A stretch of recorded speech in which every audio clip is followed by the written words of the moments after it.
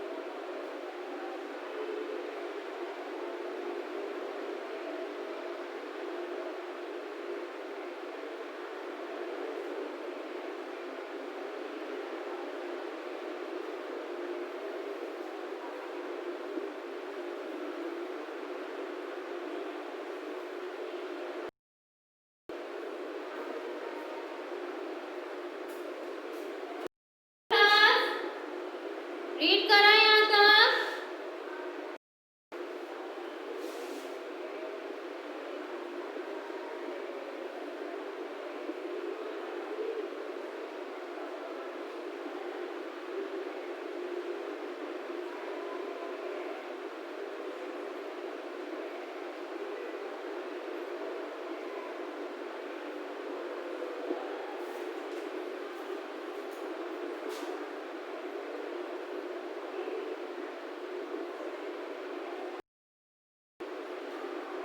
Okay class, आगे चलते हैं।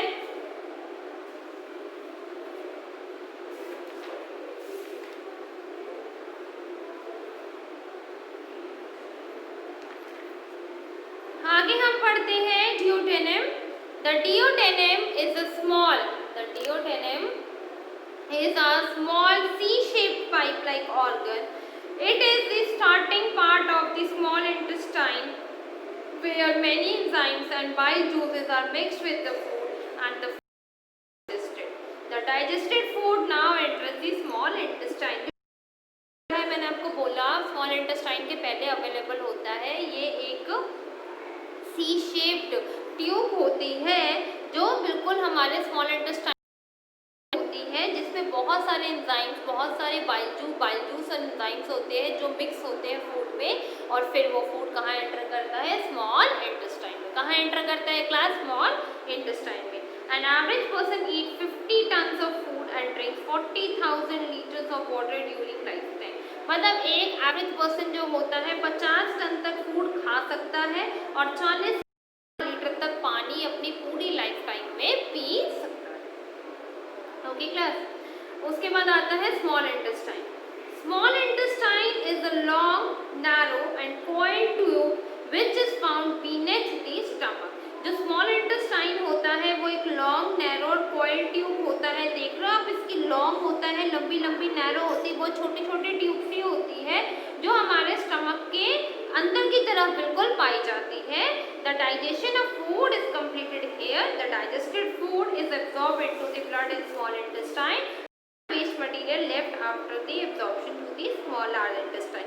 यहाँ पर हमारा पूरा डाइजेशन का जो प्रोसेस होता है यहीं पर अकर होता है सारा स्मॉल इंटेस्टाइन में। जितने जूसेस और स्मॉल इंटेस्टाइन में वो हम क्या बोलते हैं एसिड्स प्रोवाइड होते हैं, वो हमारे जैसे डाइजेस्टिव एसिड्स होता है, हाइड्रोक्लोरिक एसिड्स होता है, ये सारे हमारे स्मॉल इंटेस्टाइन में प्रोवाइड होते हैं और ये हमारे फूड के साथ मिक्स हो जाते हैं। मिक्स होने के बाद ये जो इसके न्यूट्रिएंट्स होते हैं वो सारे ब्लड के थ्रू अलग अलग बॉडी पार्ट्स में भेजे जाते हैं, अलग अलग बॉडी पार्ट्स में पास होते हैं और जो वेस्टेज होता है वो सारा वेस्टेज उठा के लार्ज इंटेस्टाइन को दे दिया जाता है वापस।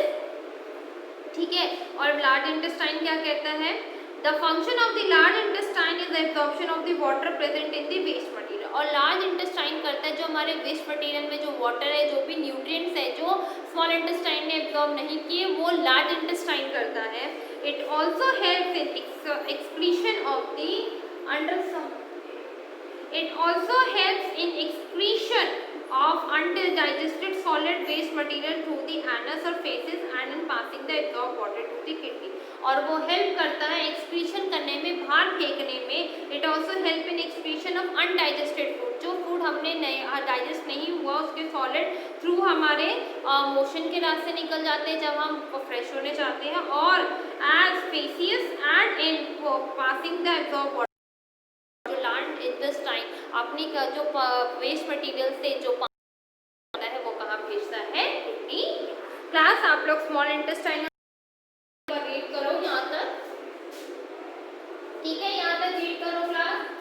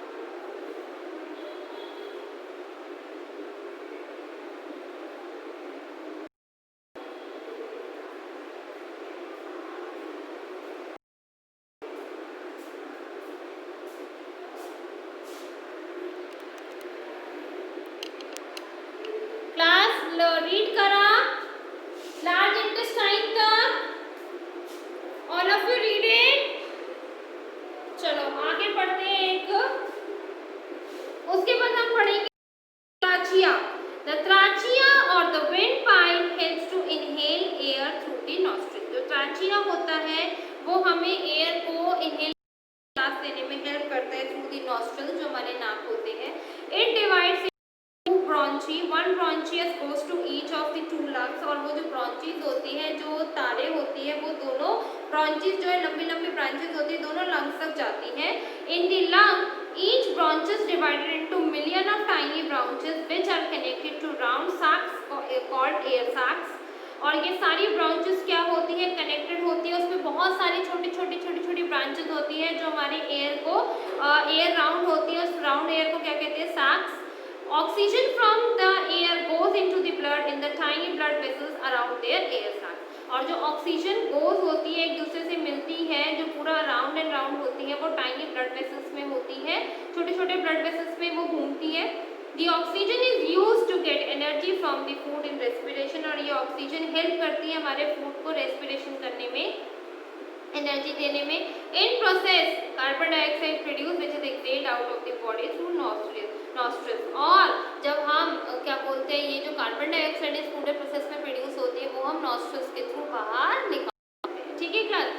फैक्ट 5, व्हेन यू स्नीज, जब आपको जुकाम down through your nose at the speed of over 160 kilometre per hour. जब आप छींकते हो, स्नीज का मतलब छींकते हो, तो आपके जो नाक में से जो air 160 kilometre per hour, 160 kilometre per hour के हिसाब से आपकी नाक से वो एयर बाहर आती है. ठीक है क्लास, यहाँ तक लो.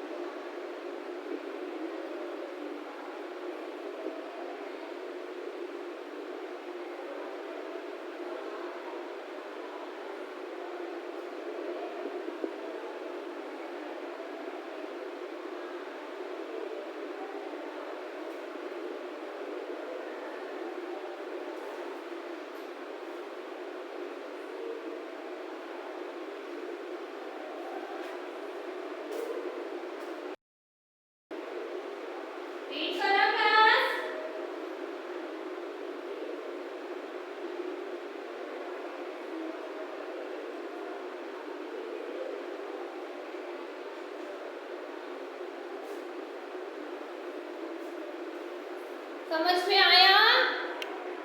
Okay class.